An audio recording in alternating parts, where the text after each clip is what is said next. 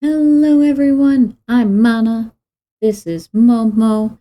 There's Amaru and Loki on the cat tree behind me, and we are back with more of the letter. When we last left off, we had just gotten news that Rebecca was no longer with us. I'm not sure if we're about to continue Ashton's story or go into Luke's.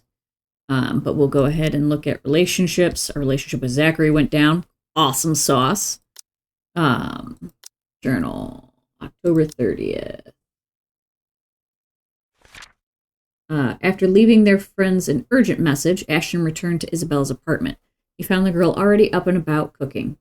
Seeing his exhaustion, Isabella reminded him that he should take care of himself first and offered him food. With reluctance, he declined, insisting he's not hungry. Okay, so there's that. Excuse me. Zachary arrived at Salem Well, tired and frazzled. Upon learning that he had come from the Ermengarde mansion that morning, a very irate Ashton chided his friend for ignoring his warnings and being reckless. Before Ashton could understand what was happening, a scream echoed from Isabella's apartment.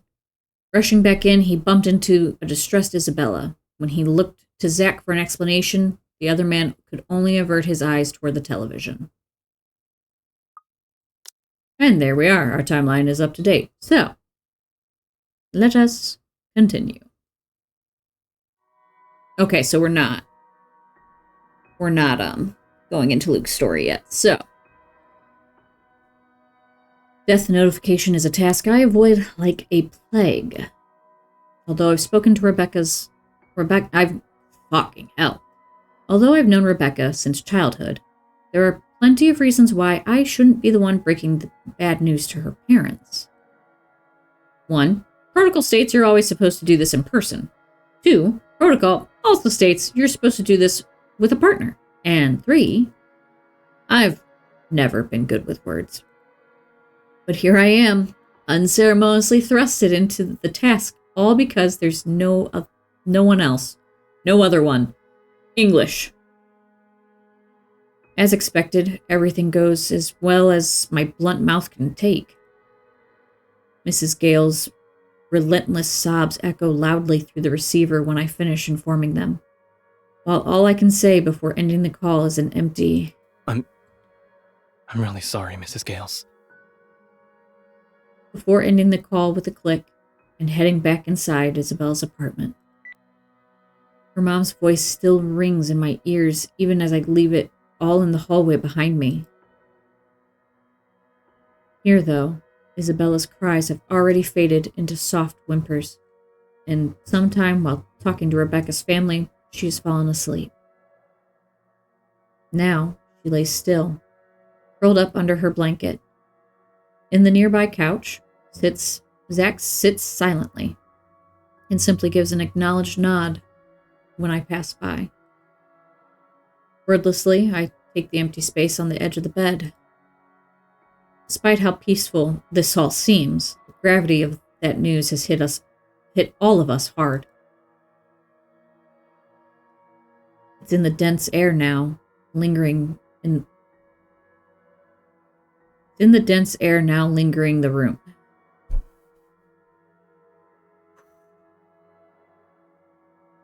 Whole body. It's in the dense air now lingering in the room. It's in Zach's shoulders while he tries to make himself look smaller against the couch. Most of all, it's in the furrow between Isabella's brows. Gently, I reach out to smooth them. Smoothing them out. Jesus fucking Christ. I can read, I swear to fuck. Gently, I reach out to smoothen it out. Sense no sense. She reacts with nothing but a sigh, before turning on her back and burying herself further under the sheets. At the same time, Zach also shifts. He leans forward, hands clasped tightly in front of him as a pensive expression comes over his eyes. A long minute passes while he sits like this, before he speaks and glances up at me. Were you able to tell her family? Yeah. It was bad. She was their only child, and... I'm sorry, Ash. Don't. You did what you could. I was the stubborn one. I was the one who didn't listen. She kept telling me. If only I'd listened to you. If only I listened to Isabella. She'd probably still be... alive. Becca's the last person I need to account for, damn it. Zach's here. Isabella's here. Where did it go wrong with her? What do we do now, Ash? Unable to offer an answer, I avert my gaze. How many more close calls do we have to go through? How many deaths do we have to witness? How long can we keep this up? We're bound to break at one point.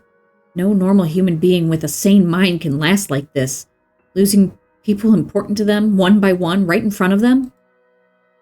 It's a miracle Isabella hasn't cracked already. She, out of all of us, carries a much deeper attachment with the people she loves, no matter how little time she's spent with them. After all, she was the one who found that letter. I've expected her to have caved by now, yet her voice, surprisingly calm and composed in the face of this, is what suddenly cuts through the thick air. We can't let that woman, that thing, take more people from us. I'm not going to lose both of you to her. Thought you were asleep. Thanks for joining the party? Her bed creaks, dips, when she pushes herself off of it and takes the empty seat next to Zach. Quietly, she begins gathering every paper from BRC and starts laying them out on the table. Once done, she glances briefly at both of us, a sharp, determined one, then gets straight down to business without another pause. With what happened, we have no choice but to follow her lead. Although there's some tense fumbling for words at first, the whole conversation gains steam once what we found last night at BRC has been put on the table. All at once, everything we've brushed off, carelessly ignored, and rudely dismissed have been laid out for us for close scrutiny. Blah.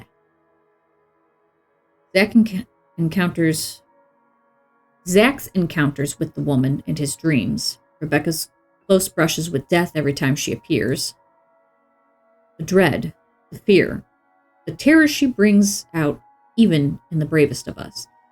So you guys wouldn't know about Rebecca's brushes with death because she didn't tell you, if I remember right. I could be misremembering. It has been a long time since I played that section. But I'm almost positive Rebecca never actually said, hey, this is what fucking happened.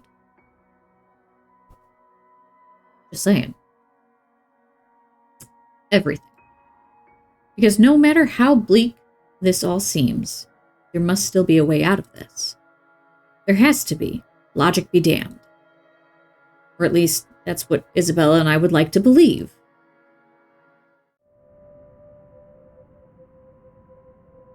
Yet, even as the cold morning light shifts to the warm hues of late afternoon and eventually night, none of this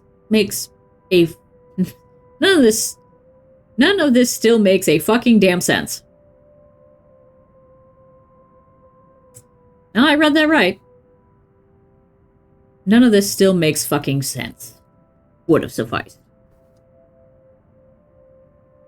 Darkness has fallen, but we're still nowhere near figuring things out. If anything, we're more at a loss than we've ever been before we even started this. The next thing I know, frustration rears its ugly head, and the sheets of paper I've been holding smack the table harder than I've intended. The sound of it echoes loudly in the small room, and everyone simply falls silent. Along with it is a release of another long-held breath. Perhaps the 100th since this morning. We aren't getting anywhere at this rate. Don't just drop it. There must be something in this we aren't seeing yet. Ash, please. Rebecca wouldn't want us to give up on this. It's an odd thing to hear from her. The very words I've been telling myself every single time I find myself facing a dead end. We can use a little of the optimism right now, I guess. Isabella's right on the other point as well. Rebecca would definitely give me an earful herself if she were still here. She had a knack for being brutally honest with her opinions. We had often clashed at times, yet I still respected her for it. Her opinion was as valuable as every other person I've let into my life. Can't lose another person like that. I know, but what are we supposed to be looking at here in the first place? Well, we already looked through those files. You're the one that picked it out last night, right? All of them? I'm pretty sure every person we've checked in there isn't necessarily involved. One client possibly died of old age. Remember, you found that dumb paper. Not so dumb if it can kill all of us. Fair. Not a good time for a joke, Z-Man. Sorry. Anyway, like I said, you discovered that paper right before the open house. No one else was allowed inside during that time. It's too broad of a scope if we include every single person. In fact, the only notable ones are C and Jean Marie.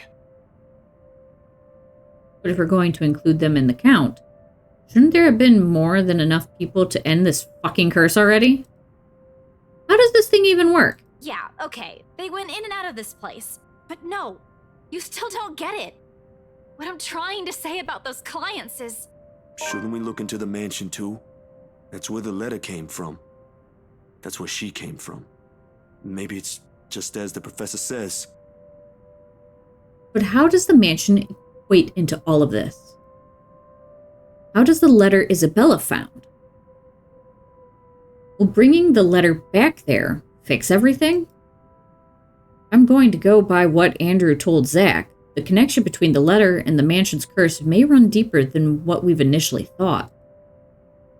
That stupid paper might be at the heart of this for some reason, and we won't be able to figure this out without looking into the other. Fuck. How do I? The mansion's a private property now. I can't just waltz in there. I'd rather die before I even think of begging Wright to let me in and investigate the place. One thing's very clear after these last 2 days, however. We're not safe anywhere, and I have to act fast if I want to keep my friends alive. We can't keep running away. Sooner or later, she'll get us like she did with Rebecca.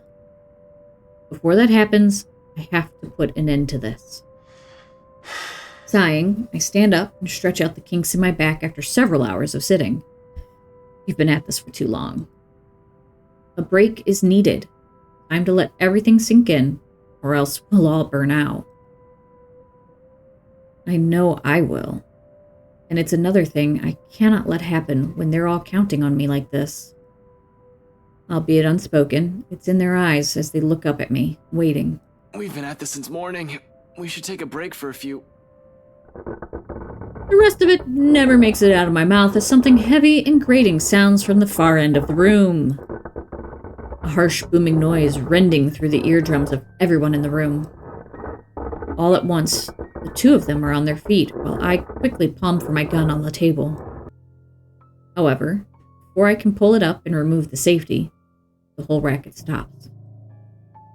Stillness descends in the room, and amidst the sudden hush, three of us exchange anxious glances. So much for a break. I don't like the sound of that. At all. Gather everything. No questions asked. They waste no time getting to work, piling up the documents we've been reading through. Even Isabella's unusually silent as she gathers everything in her arms, her own movements sharp and precise, a deep furrow in her brow. There's fear, but something hardened and urgent overshadows it. But the moment doesn't last. Before we can even finish, another noise ups the tension already gripping the place. Suddenly, the lights go out, and the wardrobe at the end of the room rattles, as if something inside begs for freedom. Cautiously, eyes glued to it, I take a step forward, and I release the lock from my gun. I'm no trigger-happy person. I'm not even sure if this will work on a ghost. But right now, smooth surface against my palm with the trigger on my finger provides the closest thing I have to relief as I approach the closet. Ashton, what are you doing? Fucking around and finding out? I don't think that's a good idea. We should just...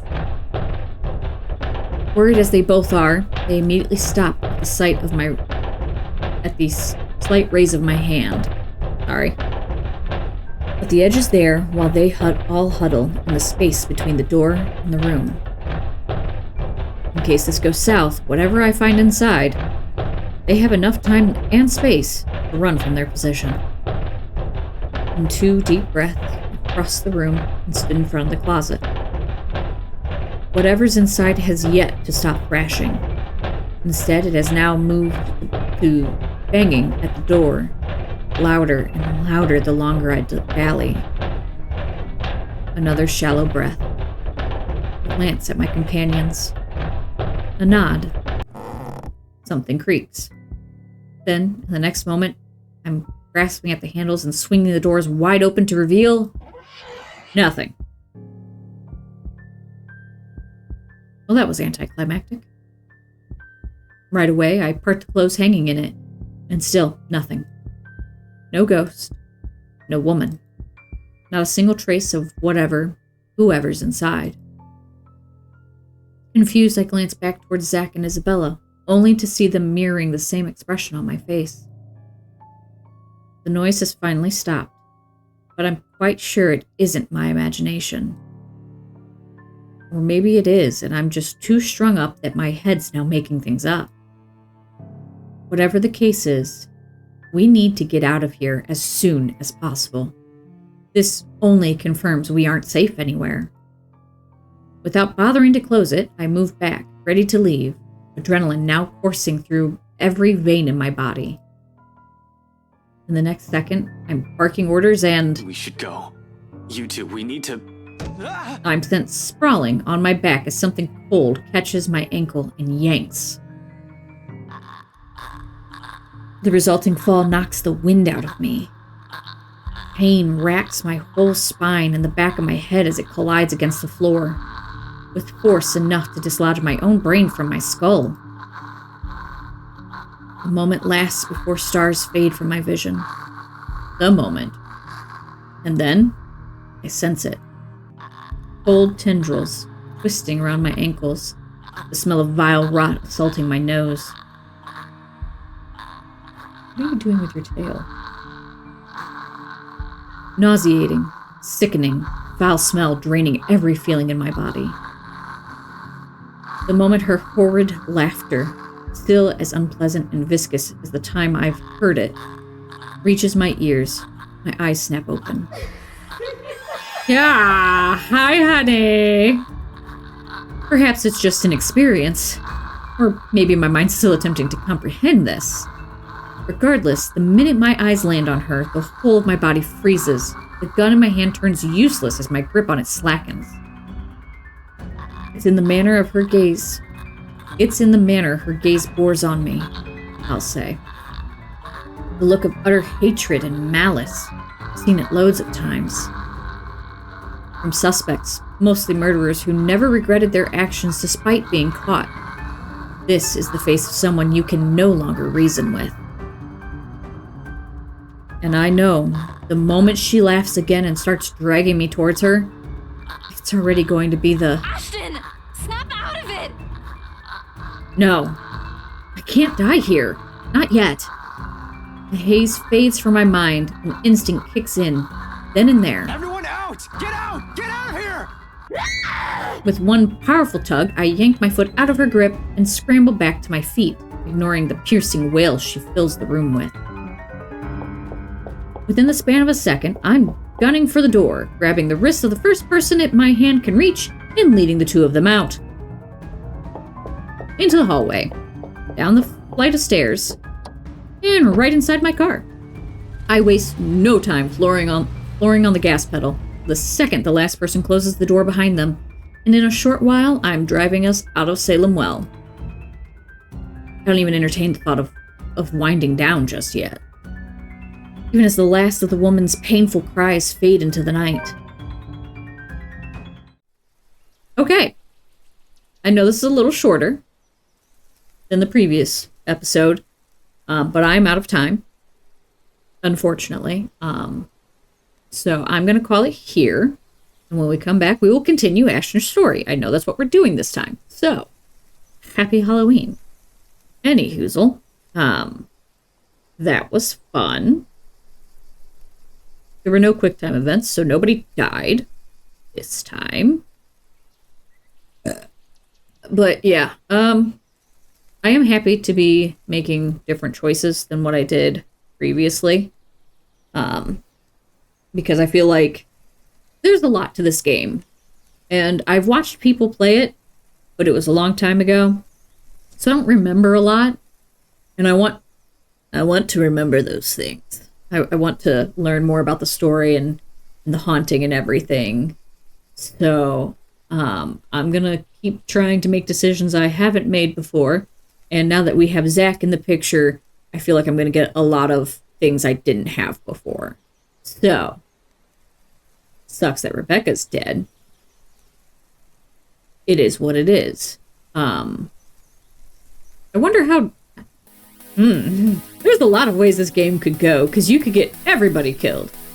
You can save everybody. There's a lot of options in this game, so I'm interested to see where our current playthrough is going to take us. So, until then, I will see you guys later.